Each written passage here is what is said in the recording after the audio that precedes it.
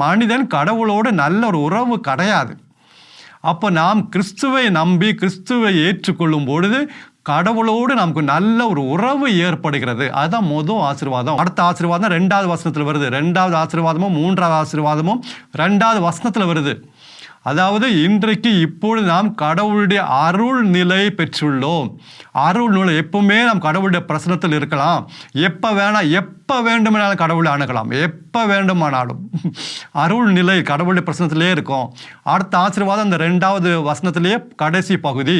அதாவது என்ன அடுத்த ஆசீர்வாதம்?